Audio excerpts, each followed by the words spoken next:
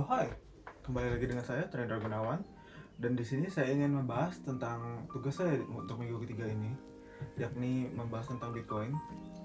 Langsung saja tanpa basa-basi kita masuk ke pembahasan kita hari ini. Eh, Pembukaan ya pertama ya pasti. Kalian pasti sudah sering mengenal tentang yang namanya Bitcoin.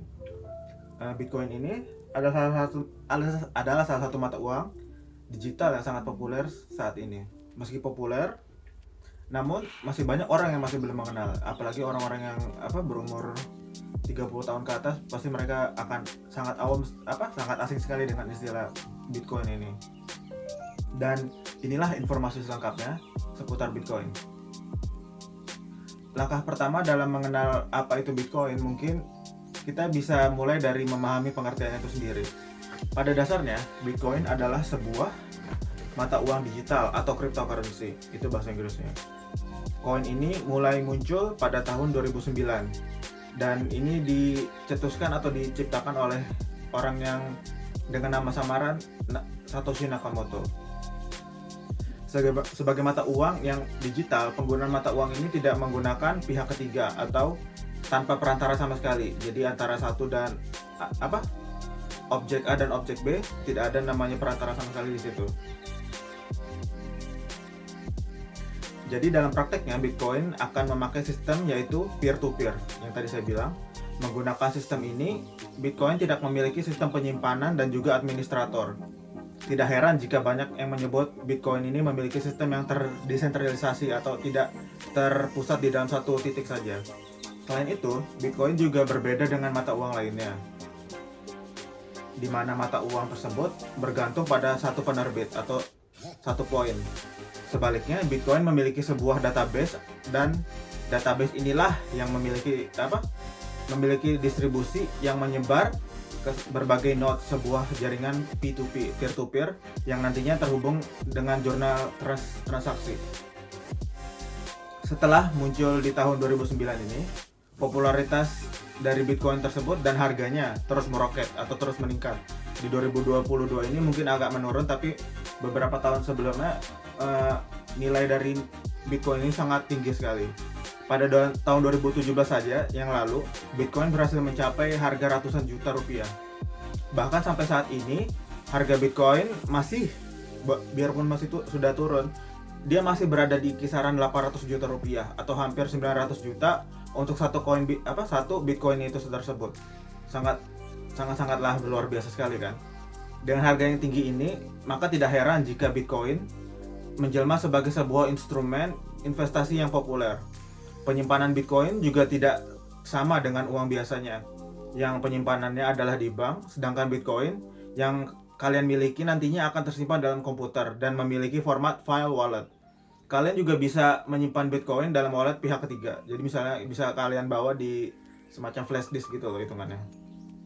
Dan istilah penting yang bisa kita temukan di Bitcoin pertama adalah private key atau transaksi.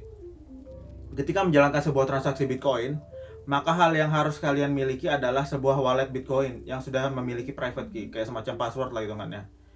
Di private key ini berfungsi sebagai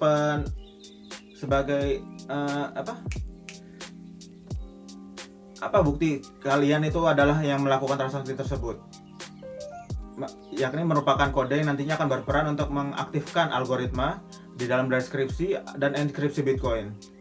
Adanya kunci ini berperan penting untuk mengubah pesan transaksi menjadi sebuah format yang bisa terbaca. Istilah berikutnya setelah private key tersebut adalah blockchain atau saldo. Istilah lain yang harus kalian pahami adalah blockchain. Pada dasarnya blockchain adalah sebuah sistem yang bisa menyimpan segala transaksi digital.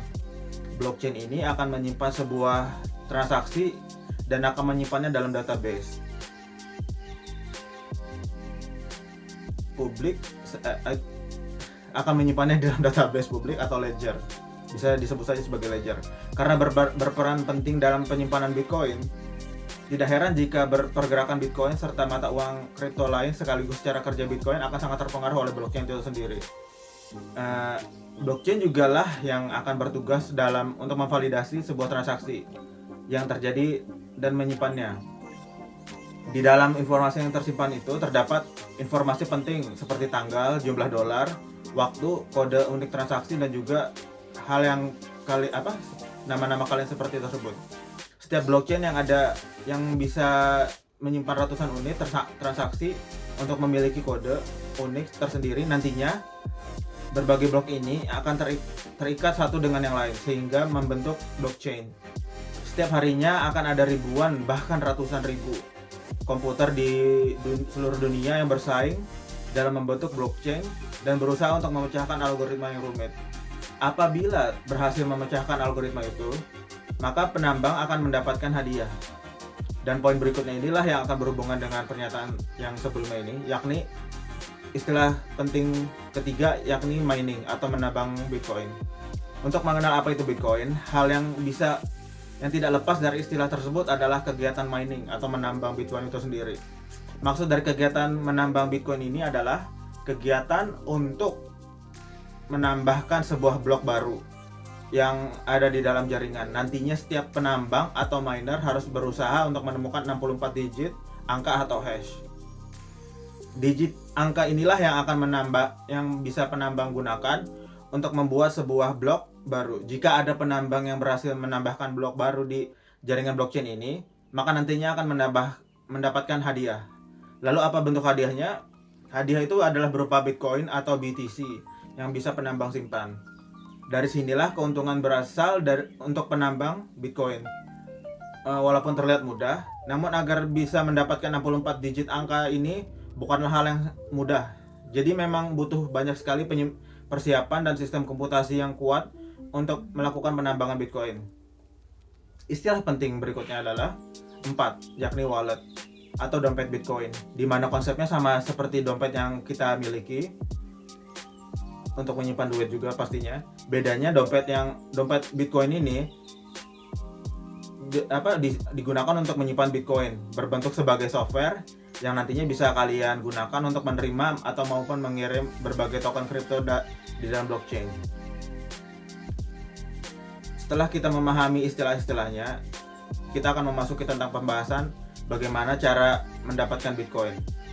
Tidak mengherankan karena memang koin ini sangat prospektif dan memiliki nilai yang sangat tinggi. Pasti banyak orang yang pengen mendapatkannya juga. Itu sebabnya hal berikut ini yang akan saya bahas adalah caranya. Salah satu caranya pertama adalah membeli Bitcoin itu sendiri. Jadi istilahnya tidak perlu menambang, kita bisa membeli langsung. Cara pertama ini bisa kalian untuk membeli Bitcoin, kalian bisa membelinya melalui berbagai layanan exchange yang terpercaya. Konsepnya sama seperti saat kita membeli saham atau mata uang asing, yakni dengan menggunakan nilai tukar tertentu. Berikutnya cara kedua, yakni transaksi barang atau jasa menggunakan Bitcoin. Cara kedua ini kalian bisa laksanakan dengan melakukan transaksi jasa atau barang. Kalian bisa menjual produk tertentu atau melakukan kegiatan jasa tertentu kemudian dibayar menggunakan Bitcoin. Nantinya Bitcoin ini bisa ditransfer dan dimasukkan ke wallet Bitcoin kalian masing-masing. Cara berikutnya yakni menambang Bitcoin yang kita pernah singgung sebelumnya di pembahasan yang lalu. Seperti yang sudah saya jelaskan pada bagian sebelumnya, bahwa salah satu cara agar bisa mendapatkan Bitcoin adalah dengan melakukan kegiatan mining. Hadiah yang kalian dapat karena melakukan kegiatan ini adalah Bitcoin. Inilah yang kalian kumpulkan sampai jumlahnya menjadi banyak. Nanti bisa kalian tukarkan ke mata uang dolar ataupun rupiah. Hal berikutnya yang ingin saya bahas adalah, bolehkah Bitcoin dijadikan alat pembayaran di Indonesia?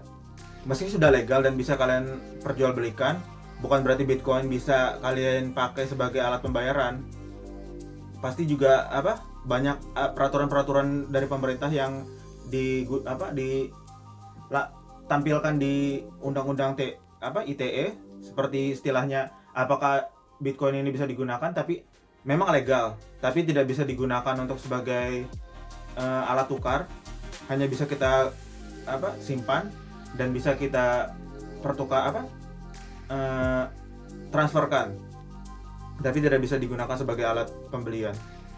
Mungkin sampai situ saja penjelasan dari saya. Mungkin masih banyak kurang dari penjelasan saya. Kurang lebihnya mungkin bisa disampaikan di kolom komen. Ini saya Trindra Gunawan dan sampai sini saya video ini. Terima kasih dan assalamualaikum warahmatullahi wabarakatuh.